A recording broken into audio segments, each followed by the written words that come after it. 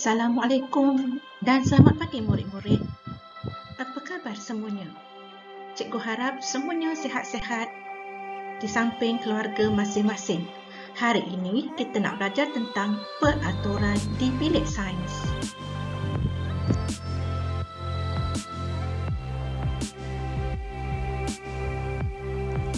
Berikut adalah perkara-perkara yang harus dipatuhi oleh semua murid-murid untuk menggunakan bilik sains di sekolah masing-masing.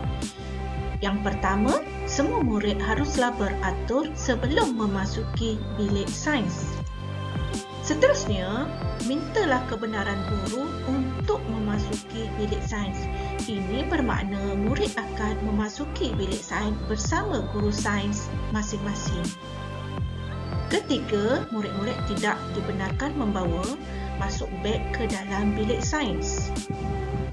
Keempat, gunakan peralatan di bilik sains apabila disuruh oleh guru masing-masing. Setelah menggunakan semua peralatan, murid-murid hendaklah membersihkan dan menyimpan semula di tempatnya. Murid-murid juga perlu memaklumkan apa-apa kejadian kemalangan atau kecederaan yang berlaku kepada guru dengan segera. Yang ketujuh, murid-murid perlulah memaklumkan kepada guru jika ada bahan yang tertumpah di atas lantai bilik sains. Ini boleh mendatangkan bahaya kerana lantai bilik sains sudah menjadi licin. Seterusnya, murid-murid perlu membuang lebihan bahan uji kaji yang berbentuk pepejal ke dalam tong sampah di bilik sains. Murid-murid juga perlulah menggunakan semua peralatan sains dengan cermat dan betul sebagaimana yang telah dipelajari semasa mempelajari kemahiran manipulatif. Dan kemas semula meja dan susun kerusi sebelum murid-murid keluar dari bilik sains. Jika ada perkara-perkara yang harus dilakukan oleh murid-murid semasa menggunakan bilik sains, ada juga perkara-perkara lain yang dilarang dilakukan semasa di bilik sains. Yang pertama, semua murid dilarang makan atau minum di dalam bilik sains. Yang kedua, semua murid dilarang bergurau, bermain atau berlari di dalam bilik sains.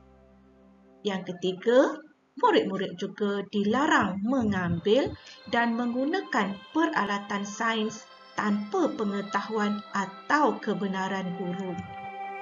Yang keempat, semua murid dilarang membuang saki-baki lebihan pepejal yang digunakan semasa menjalankan uji kaji di dalam sinki di bilik sains. Ini akan menyebabkan sinki bilik sains tersumbat. Dan yang kelima, murid-murid dilarang menghidu apa-apa cecair yang ada di dalam bilik sains tanpa adanya kehadiran guru. Mari kita tengok pula apakah kesan ataupun akibat apabila murid-murid tidak mematuhi peraturan di bilik sains. Yang pertama, bilik sains akan bersepah menjadi tidak tersusun dan ini akan mengganggu pembelajaran. Kenapa? Kerana guru-guru akan meminta murid-murid mengemas dahulu sebelum meneruskan pembelajaran. Kedua, sinki akan tersumbat menyebabkan air akan melimpah lalu mengotorkan bilik sains. Kenapa sinki tersumbat murid-murid? Ini kerana murid-murid telah membuang saki-baki bahan pepejal yang digunakan semasa menjalankan uji kaji ke dalam sinki di bilik sains. Yang ketiga, murid-murid memasuki bilik sains tanpa kebenaran, guru akan memungkinkan kehilangan ataupun kerosakan barang-barang di dalam bilik sains. Ini kerana tiada pemantauan dari guru sains murid-murid. Yang keempat, murid-murid mungkin ditimpa kemalaman jangan jika terhidu bahan yang berasid ataupun bahan yang mudah terbakar yang ada di dalam bilik sains. Yang kelima, pembelajaran akan terganggu apabila guru terpaksa menegur perbuatan terlarang yang dilakukan oleh murid-murid semasa belajar di dalam bilik sains. Contohnya murid-murid bermain ataupun murid-murid bergurau ataupun mungkin berlari atau berebut semasa mengambil barang-barang yang berada di dalam bilik sains. Baiklah murid-murid, mari kita buat sedikit latihan seperti mana yang terdapat di dalam buku aktiviti sains kamu.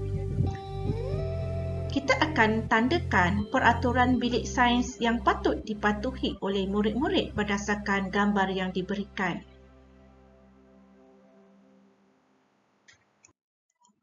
Ya murid-murid, murid-murid haruslah mengetuk pintu bilik sains sebelum boleh masuk ke dalam bilik sains sekiranya guru berada di dalam bilik sains.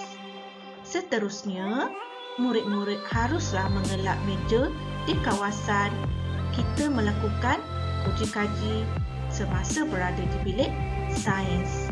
Dan yang akhir sekali, murid-murid perlulah beratur sebelum memasuki bilik sains dengan kehadiran guru sains murid-murid.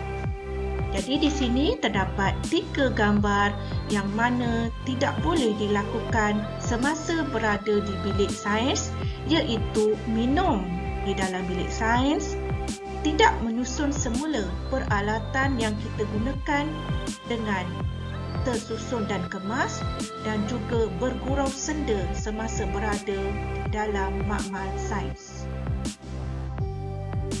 Latihan yang seterusnya adalah akibat pelanggaran peraturan bilik sains. Yang pertama, apabila murid-murid berlari ataupun bermain-main di dalam bilik sains, apakah kesannya murid-murid? Ya, bilik sains akan menjadi bersepah dan tidak tersusun. Seterusnya, murid-murid tidak beratur sebelum masuk ke bilik sains. Bukan sahaja tidak beratur, malahan berebut-rebut.